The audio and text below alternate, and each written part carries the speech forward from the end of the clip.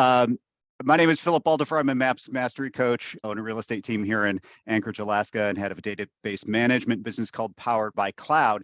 And I am here because of two people that we've already been talking with this morning, John Douglas and Christina Ward. And I'm going to ask them to start us off and explain maybe how we got here. This is the result of a conversation that began on where all good conversations begin, social media. So Christina, if you would share just what you said in the post, and then John, I'm going to let you introduce yourself and maybe give a little bit more background on what brought us all here together this morning. Christina, why don't you start us off? I don't remember what I shared in the post. I just feel like I understand 135 GPS 411, and I don't really use it like on a daily or weekly or monthly tool for myself or for being a coach to my team. And so I really was wanting to level up personally and for others to come here and level up their personal GPS in 411 and then also be a great coach to it. And in response to that post, John piped up and said, well, I said, hey, I've got this great coach, and built into our coaching hub is his own 411 that we have the opportunity to use and be coached around. And I know Phil teaches classes on a lot of topics, but this is one he's well versed in. And I'm probably the same as Christina, right? Like, we know what a GPS is, a 135, a 411, and many of us don't use them in tandem and or very effectively to achieve results in our business or even our daily lives, right? Like, because I'll put something on my 411s that's for my personal life. It has nothing to do with my business. And then we can have some accountability around it. And as always, feels like I would love to teach a class and give back and invite everybody and their mother, especially if we can have 6 Christina Wards and 9 John Douglases on the call. That's all I ask for. That's all I ask for. The more, the merrier. Christmas come early. So that's it. That's what we are here to do, at least for these two folks. And I want to open it up to everybody. I appreciate you being on mute for most of the call, just reduces background noise. But I'm going to ask a couple of you to come off mute. Somebody else tell me why they are here today. What's going to be a win in our 30 minutes together for somebody else who's in our Zoom call today? Yeah, Jess, go ahead. For me, I'm the director of ops for John's team, and he had me come on to learn how to better do this ourselves, so that way I can actually also implement that for some of our other employees and cyberbackers that we have. So like, I know it doesn't like trickle down, like it'll work, like I can learn how to do it better and then learn how to do it for them to help them also. That's awesome. To better train the team. And one of the things that we'll talk about is the fact that I think that accountability around the 135 and the 411 is one of the secret, it's not the secret sauce, but it is a hugely important part of making the tool more effective. So thank you for that. Yeah. Who else? Deb. I get hung up every year trying to figure out the GPS and 411. It seems too big. Okay. And then I might get the GPS and then I get hung up on the 411 part. Yeah. So I'd like to master that today. And the working between the two. Yes. Perfect. Yeah. And I did in another, I got my thing upside down. In another venue, I did figure out that for the 1-1s, the weekly thing can be in progress. They don't all have to be identified before the month starts. So that was huge. Yep. And put a pin in that, because I think that's absolutely key. And in fact, I'd go one step further and say you absolutely should not be putting down week 2 until week 1 is done. We'll get into the detail of that because you don't know what to do in week 2 until week 1 is finished. Yeah. So that I just don't do it. Yeah. Because I don't want to fail. Yeah. I totally get it. All right. And who else? We got another Christina. Oh, sorry. Yeah, I don't know. Chris, I'm Rachel. Hi, Rachel. How are you? So I love the idea of it, and I actually do them religiously. So it's almost worse that I think I need to structure something around the accountability of once it is done. I almost like do it and then I'm like, okay. And then I don't look at it again. And like that is what I need help with is now that it's done, how do we like actively use it? Got it. Okay. So, all right, that's awesome. And we'll touch on all of those things. Now, with permission, what I'd like to do is share with you what my goal is for you today. Okay. My goal is that you all leave with a couple of implementable action items, things you can actually put into practice that will help you accomplish more of what you want to get done. Because we all have smart bookshelves. What I want you to do is translate your smart bookshelf into a set of behaviors that help you accomplish more of your goals.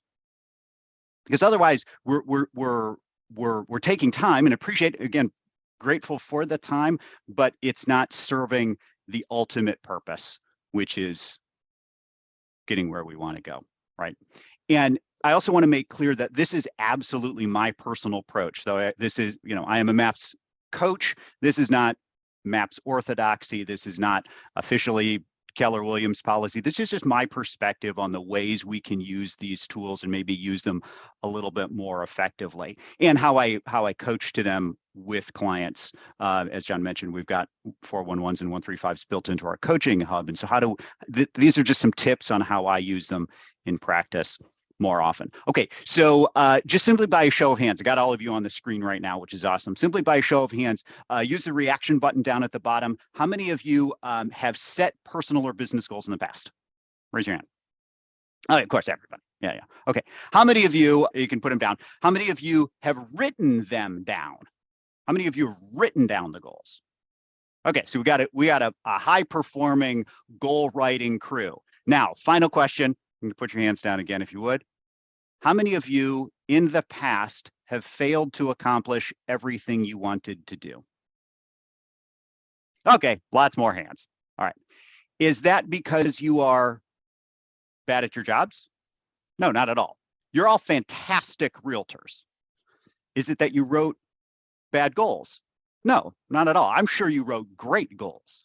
I'm sure you wrote super smart, specific, measurable, action-oriented, realistic, time-bound goals. But here's the reality. Our goals don't change our behavior. Writing down a goal doesn't change our behavior. The thing that drives our results more than anything are our habits. Our habits drive where we get to, right? So I think I saw Stephanie on here. Stephanie Gamble's one of my clients I have the great privilege of working with on a weekly basis. And I made the comment the other day that our goals don't matter. At the end of the day, goals don't matter, our habits do. Goals don't matter in the sense that our goals don't result in the outcomes we want. So I want you to think about the 135 and the 411 as tools to help you establish better habits. That's fundamentally what they are there to do. And when you look at them that way, the way you approach them, I think might change. And I'm going to share my screen here real quick. And go to this and go to this so that we can see it. This is me anyway. Yeah, Philip Alder, mastery coach, et cetera, et cetera. Yeah, the primary benefit of using the 135 and the 411 is to establish better habits, right? And to begin with, let's just jump right in and make sure we're all on the same page with these acronyms, because we exist in an acronym-rich environment. The 1-3 is your one-page. I think of this, the easiest way I believe to think about it is your one-page business plan. And when we say 1-3-5, 1 is your goal. It is the non-negotiable outcome you want to achieve. 3 are your top 3 priorities. That represents your top 3 priorities. These are the methods by which you'll meet your goal.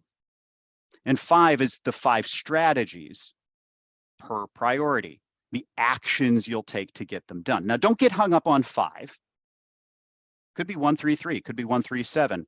But these are, some number of actions you will take. Think of the goal. John made the comment about you might have a 1-3-5 around a personal goal, and I think that's fantastic, right? You might have a personal goal of weight loss.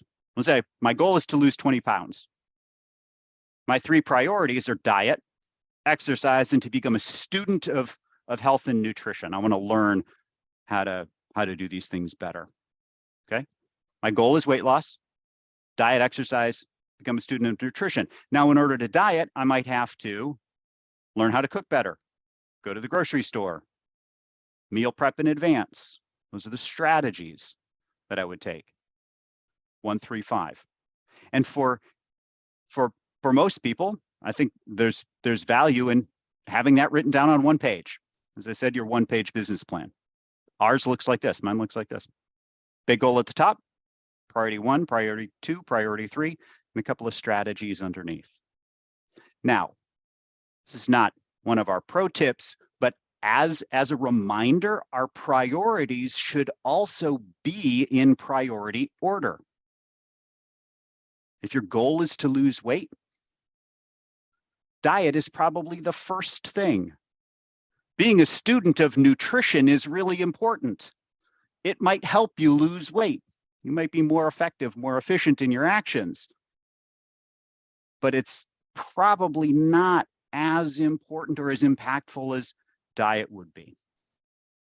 You can exercise like crazy, but if you still have bad dietary habits, even though you're exercising a lot, you're not getting where you want to go as quickly as you could. Your priorities should be in priority order. Now, if you're a single agent, a 1 through 5 might look something like this. My goal is to help 48 families achieve their goals. And these are just samples that I grabbed. They're not perfect, but they maybe help guide the conversation a little bit. Your top priority might be to connect with your sphere. The way you do that would be an automatic 36 touch, client events, networking at national events, family reunion, mega camp, etc.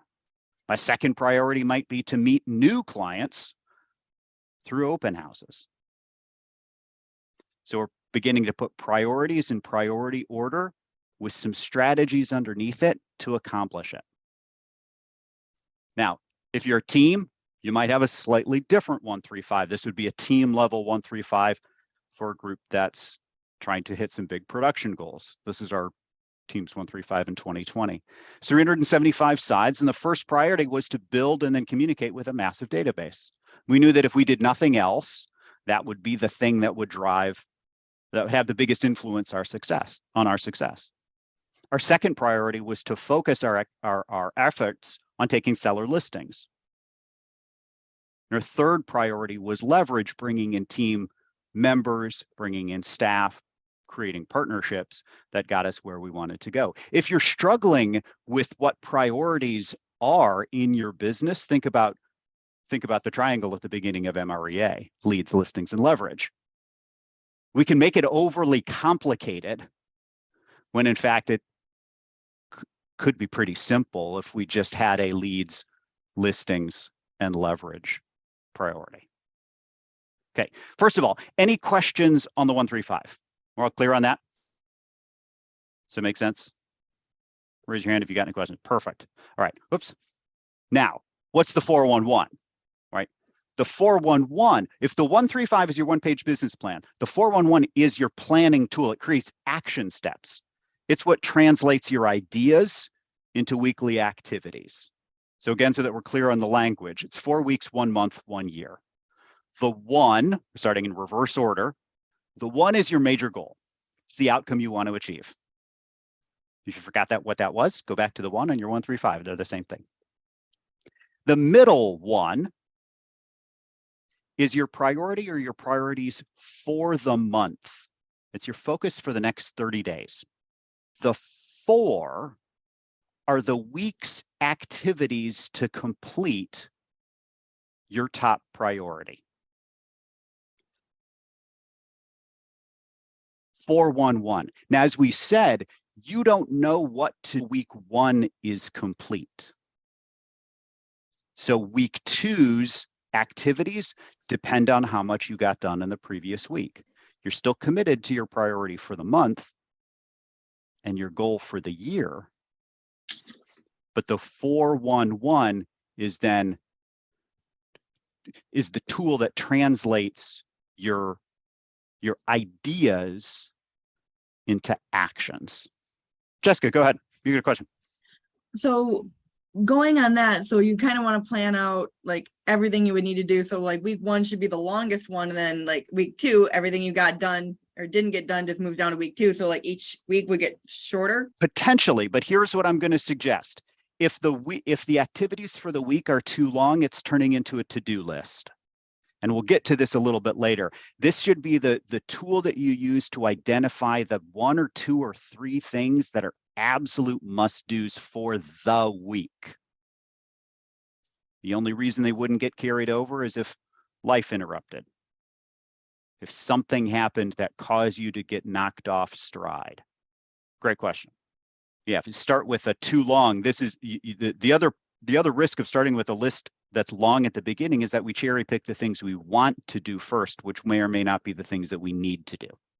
Using more jargon, this is the space where we put our 20% activities, the things that are going to drive our business.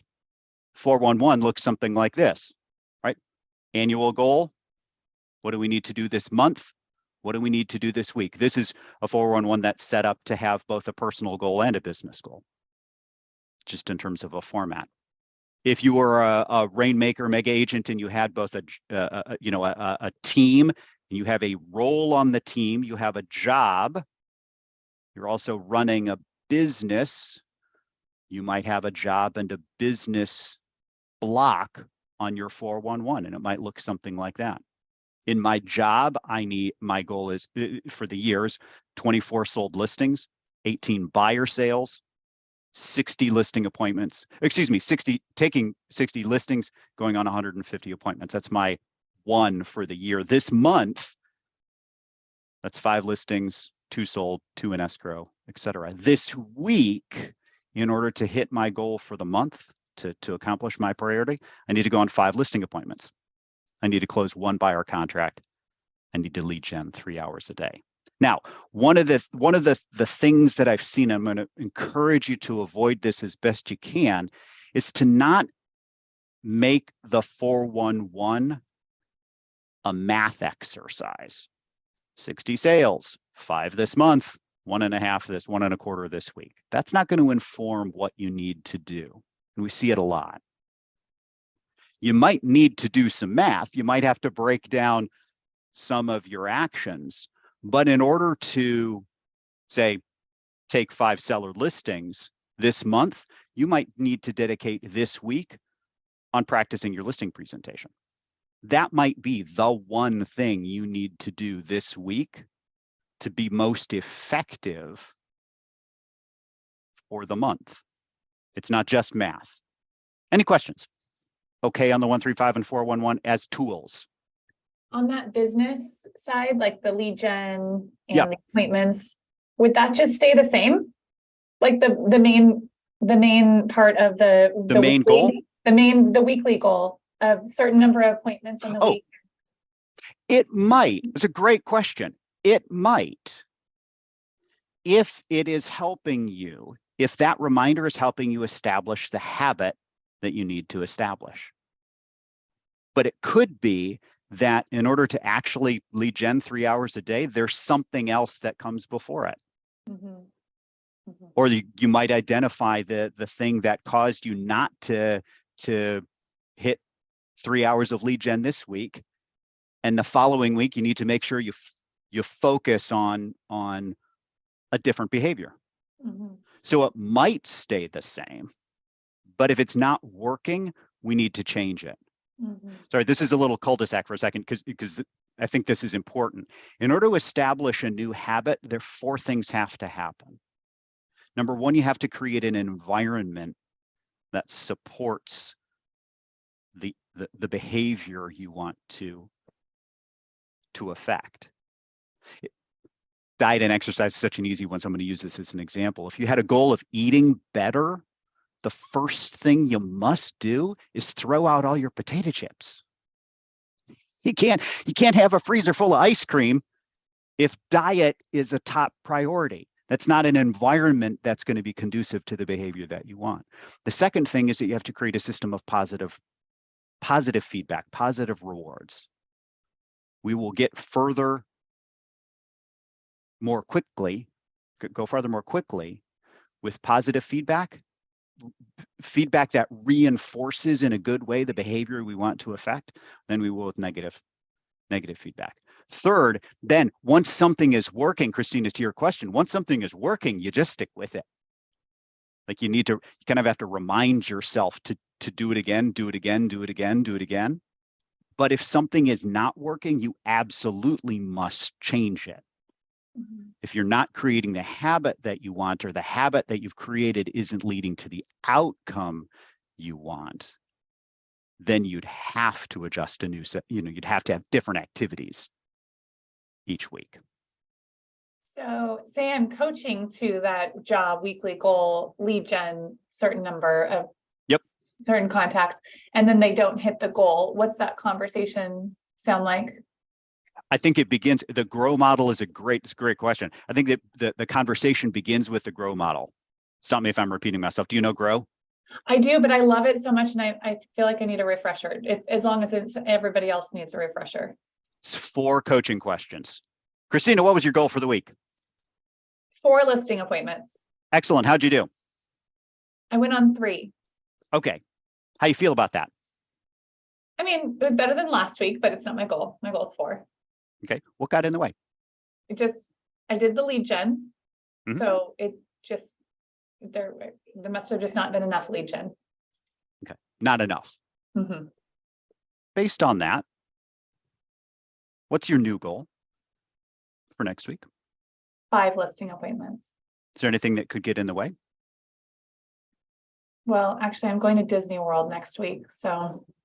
Okay. So 5 listing. So is that your goal or is that not? It might not be possible. Okay. Might not New be. goal. That's new goal. That's fine. It's your call. I'm just asking you to set a goal that you're committed to accomplish before you go on Disney. What is your new goal? I can do 2 listing appointments before now in Disney. 2 before now in Disney. Mhm. Anything else we need? Do you know where they're going to come from? Do you know how to find them? Yeah, I got some low hanging fruit. I'm going to call them. Perfect. Sounds like a plan. Let me know how those calls go. Goal is goal, reality, obstacle, and the will or way forward. GROW. It's same basic idea as the consultative interview from page 204 and 205 of EMREA. And if somebody's consistently not hitting that, then the first thing I would ask is, to what degree does their goal actually reflect where they want to go? Mhm. And it is 4 listing appointments my goal that I put on them, or is it their goal? Mhm. Because we're all winning at some game. Sometimes the people in our care are winning at a game we told them to play, and sometimes they're trying to play a game, but they don't really want to. And by game, I mean they're trying to meet some goal or accomplish something in their business whose outcome they're not really committed to. Which is why I used the phrase at the beginning: when you write your 1-3-5, it is your one non-negotiable goal, and then it begins with that. Also, kind of ends with that. Yeah, go ahead. I see both. I've got both Brooks and John. Go ahead.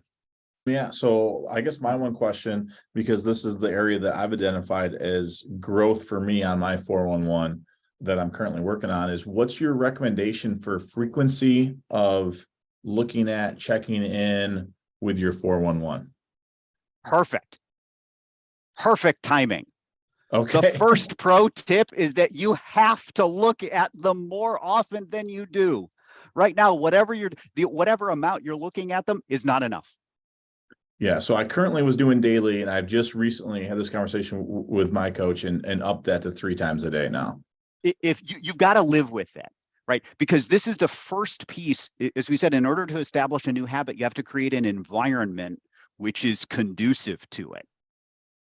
And that's going to vary from person to person. But for most people, what I see as a coach is that we write great 1-3-5s. We are great 4-1-1s. Then the first week goes by and we forget about it, and then they become a piece of paper in the back of our notebook, right? So to make these tools effective, you have to review them more often, at a minimum every week, ideally every day.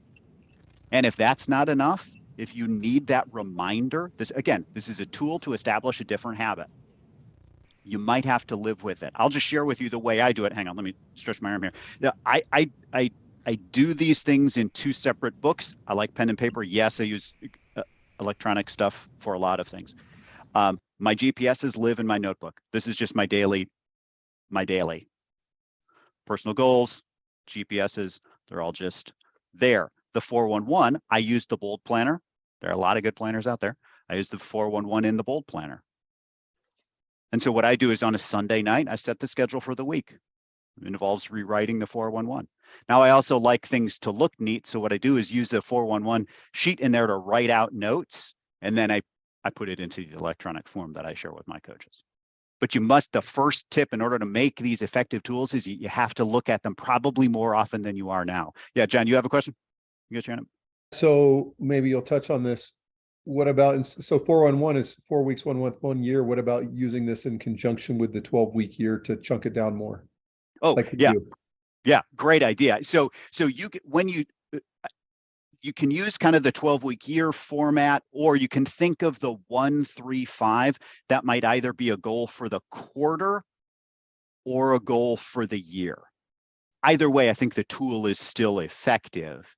You might set a 90-day sprint goal using the 12-week, kind of the idea of Brian Moran's book, The 12-Week Year. You might set a 90-day sprint goal rather than a 12-month, 1-year goal. But the idea of focusing on a couple of priorities in a time-bound way and focusing on the activities that you need to do in order to accomplish it, I'm fine with. I think that's a great way to use them. Does that help? I don't know if that answered the question, but yeah. Could be a goal for the year or a goal for the quarter. Okay. Any other questions on that? Second tip, you got to use both of them. You got to look at them more frequently. And the second tip is that they go together.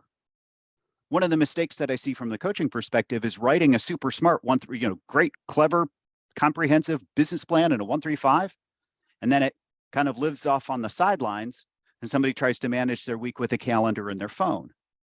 Now, you might need to manage your week in a calendar on your phone because things change, but these 2 tools go together. Now, bear with me for a second. This is kind of a weird comparison, but think of the 1-3-5 as the cookbook. It's all of the recipes you're going to make in 1 quarter or 1 year. The 411 is your meal plan for the month. You're not going to cook everything from the cookbook in a month, but you're committing to a handful of meals in advance. Now, carrying this even further, the calendar is your shopping list and the map in the grocery store. So the 1-3-5 is the cookbook, the 411 is the meal plan, your calendar is the shopping list. I've got recipes over here. This month, we're going to have Mexican food. This week, I need to buy taco shells. So the second tip is to use them both. They go together. A 411 is more powerful and effective only when it is informed by your 1-page business plan. A 1-page business plan without specific action steps is a smart document, but it's not going to change your behavior. It's not going to create new habits. The second tip, third tip, this goes to something we've already talked about, is they must be shared. They must be shared because accountability comes from within. Human beings are also social animals. We don't like to let the tribe down. We don't like to let our people down. When you share the 1-3-5 and the 411, you are committed to that other person in important ways, and they become committed to your success and your outcomes. You also have a structure then for the conversation. Christina, this goes back to your question. If you have the 411 and the 1-3-5 and you're both looking at them, you can have the conversation. It's not a judgmental conversation about somebody hitting their goals or not hitting their goals. It's, hey, this is the thing you said you wanted to do. This is the way you said you wanted to get there. There's a gap. Or, good for you. There's no gap. You're crushing it. High five. Hashtag winning. 1-3-5 and the 411 become the lens through which you have a more effective coaching conversation. And then the standards are doing the heavy lifting. It's not personal. Number one, look at them more often. Number two, you got to use both. Number three, share them. Tip number four, you got to prioritize. When we say priorities, your priorities should be in priority order. Kind of already touched on this. Because if they're not in priority order, we don't quite know how to focus our energy. Now, it's not to say you start from the upper left and always work to the lower right. There might be a good reason. You might have events coming up. Events might be part of your 36 touch. Your 36 touch might be one of your priorities for the year, but you might also have other training activities or recruiting activities. Businesses are complicated, but you will help yourself. So this won't be perfect, but you will help yourself in the long run when you prioritize priorities, which is a sort of a stupid thing to say, but when they represent what you believe to be the most impactful actions. This also helps you understand how to change and flex and adapt. Because pro tip number 5 is these are living documents. One of the mistakes I see when working with the 135 and the 411 is that they become too rigid. They become too fixed. And we say, all right, my goal for the year is 100 units. And here are my priorities: leads, listings, leverage. Then the market changes. Then COVID hits. Then somebody gets a job transfer and your second half of your year is in a different city than your first half of the year was in. Life will interrupt. Your business plan and what you need to do each week needs to adapt to those realities without moving from your one non-negotiable goal. I see rigidity as one of the things that continues to come up. This also means you have to hold your actions accountable to results. You have to track, you have to measure, you have to evaluate. Is it working? Is it not working? This goes to we had the conversation earlier about the 4 weeks. You don't know what to do in week 2 until week 1 is complete. And you don't know what you need to finish up, how you need to finish up the month until you've evaluated the results of the activities that you took. Are you establishing new habits? Are the habits leading to the results or the outcomes that you want? You got to change. Remember, the 4th piece of habit formation is that you must change what's not working. And that leads us kind of to the 6th tip. Is your 411 and your 135 should focus on your most important activities. We don't want to create habits around accomplishing tasks. 135 and the 411 is not your to-do list. It represents your assessment of what you believe to be the most valuable actions you can take, the most important habits to develop, such that you get the results that you want. Try and make it top 20%. Now, we'll get there. This is me, by the way. If you would, grab your phone. I would be grateful for a little bit of feedback. We're going to open it up to questions, but just scan that QR code and let me know what you think when this is done. If we're not friends on Facebook, find me on Facebook. Find our KLOUD coaching page, KLOUD with a K. I'd love to see a database bootcamp. It's a 5-week class on how to build a better database, convert more business out of it. That's the next bootcamp starts January 9th. That's at mydatabasebootcamp.com. That's my email address in case anybody wants it. But I'm going to stop that for a moment. What did we miss? What questions do you have? That means we nailed it. Somebody tell me something. Hey, Philip, it's Stephanie. Hey, Stephanie, how are you? I'm good. I'm good. So I have done the 135 and the 411 multiple times, and I look at it for like the first quarter, and then I get busy and I don't go back. So I'm curious what people do besides putting it like in front of them, like just like reminders to make sure that they're always looking back at it. Like the one gentleman said he looks at it like 3 times a day. I don't even know. Like, yeah, I'm just curious. Yeah, let's open that up. Who is looking at, who's got a system that works to keep the 135 and the 411 in front of them? I mean, I'll tell you what my system is right now, although it is new, so I guess I won't guarantee that it works. Like I said, I was looking at mine once every day, basically in the morning. The first thing I did when I got to the office to kind of make sure that I was all good for the day. And I found that distractions happen throughout the day. Mhm. So I have timers on my phone or reminders on my phone for first thing when I get to the office, midday, and about 2 hours before I intend to go home every day. So I can relook at it and direct myself back to the important tasks in the event that I got off task that day. You got So off task. that's the system that I've built around increasing the amount of time that I look at mine. That's awesome. Anybody else have a system that's working for them? I can share, Phil. It's not necessarily on the 411.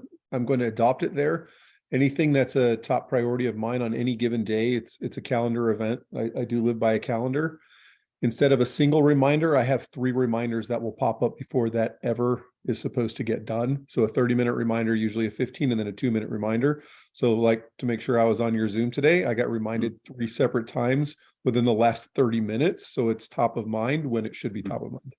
Stephanie, just to go back to your question, I think what I hear when someone says I start and then I don't finish is that the habit hasn't yet actually been created. There isn't a habit around looking at it the way there might be a habit around brushing your teeth. I'm a huge proponent of habit stacking, right? Welding one behavior that you'd like to adopt as a habit onto the back of something that you're already doing. So my first sort of idea would be to ask, what are the things that you are doing consistently each week or each day or each week? Let's start with each week. What are the things you're doing every week in your business already that if you said, I'm gonna take that action, but before I do that, I'm gonna glance at the 411 such that looking at the 411 became a new habit that lives alongside the old one. I shared with Darren that one of my a number of years ago, one of my personal goals was to spend a little bit of time meditating each day. And I kind of puzzled on this for a little bit because I try and do it and have a timer and I couldn't find the right thing that worked for me. And I said, what works for me is coffee, right? I know I'm going to make coffee every morning. It's just my habit. What if while the coffee brews, I took 4 minutes to meditate? Now I've also created a positive reward that comes after it. I get to drink my coffee. So for me, I adopted one thing that was already a habituated behavior, added a new behavior that I wanted to on the back of it, and I created a positive feedback loop. So I just stacked those habits on top of each other. Now it feels a little weird. Am I an expert at meditation? No, not at all. Do I spend most days in 4 minutes of total silence? Yeah. And it feels really good. I mean, I achieved the outcome that I wanted, which was to begin a new practice by welding it onto the back of one that I already had. I like that idea. I'm going to try that. You might find one. Yeah, might look at your business and say, what does that work? Thank you. You're welcome. Ms. Munoz, what do you have? What's the question? That's your hand up. So, hi, Philip. Thank you. It was great, your class. I really liked it. My question is how long you should try a new strategy before evaluating if it works and decide if we should change it or not. Oh, great question. Yeah, great question. Who wants to share an answer? How long do you stick with a strategy before abandoning it? 66 days. 66 days. Take 66 days to build a habit. Yeah. I do think there is some value in running for a couple of months. I think if the habit involves, if it's a business habit that involves spending money, then you have to budget for that. But you do have to let projects kind of run and take their course. And something that works one day won't necessarily work for a week. Something that works for a week won't work for a month. Something that works for a month won't work for 90 days. May not work over 90 days. But I think if we're talking about major initiatives in a business, or a strong desire to change a personal behavior, you do need 45, 60, 90 days to let something roll. But if you've got a weekly feedback mechanism around the consultative interview, or that grow model, what was the goal? How'd you do? What's the reality? What got in the way? What's the next step forward? If you're asking yourself that every week, the answer will probably become clear within 90 days. The answer about whether to stick with it or to drop it. If you're asking yourself that question every week, are you evaluating every week? The problem is trying a strategy, not evaluating, running away, and then running back and making it your focus 90 days later and saying, well, shoot, that didn't work. No, you didn't evaluate it in the meantime. You didn't iterate. So for So- example, at the end Yep. of, let's say we're implementing a new business strategy, and then at the end of 90 days, it's like kind of like a meeting, and let's see, okay, what did we do? How did we do? What are the Mhm. results that we got out of it? And then based on that meeting, then we decide if we move forward. What's and the next continue step with that. forward? Yeah. Now and you'd have a big quarterly review probably after the small check each week. Mhm. Okay. You're welcome. Hi, hey, Philip, I just wanted to say thank you for taking the time out this week to do this for us. I My mean, I pleasure. know normally we don't have any coaching calls at this time, but it does take time to put this together. So thank you so much for that. You're welcome. Thank you for sharing. I appreciate that. Happy to do it. It's absolutely my pleasure. So I'm glad you mentioned your habit stack. Do you Mhm. have planned out your win the morning, win the day to be taught anytime soon? I don't yet, and I will gladly do that one anytime. That is absolutely one of my So- favorite things in the world. So It's one of our favorite classes. We've had you teach it a couple of times, especially during COVID, to our Market Center and friends and colleagues. So here's what I want to challenge everybody on this call still to do. If we can get Phil to give up another half hour, 45 minutes of his time, will you please make sure you personally get the invite and then invite 5 other people? The more people we reach, the more valuable it is for Phil's time. This class is phenomenal, the one we're taking right now. And I can promise you his win the morning, win the day and habit stacking is actually better and easier to do with Yep. bigger results. yeah, 135. I appreciate that, John. I truly mean that. I'm gratified by that feedback. The 135 and the 411 are two very specific tools. Win the morning, win the day is really about. It is truly about habit formation, and if it's not clear already, I firmly believe that most of what we do, we most of the results we get because of the habits that we've formed.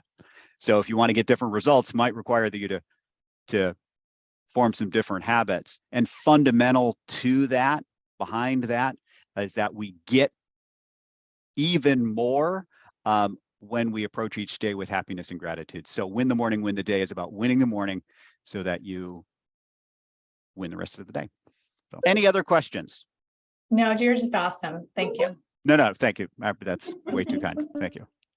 Thanks, Coach. My pleasure. Good to see you, Juan. Yeah, we're 45, 50 minutes in. I said we'd go 30 and leave time for questions. I'm happy to hang on here if anybody has any questions. Oh, I am going to do this one more time if I can figure out how to. I was going to share the screen one more time. Find me at KLOUD Coaching on Facebook. If we're not already friends, I'd love to see you there. We do a lot of our event notifications are on our coaching Facebook page, so visit us there.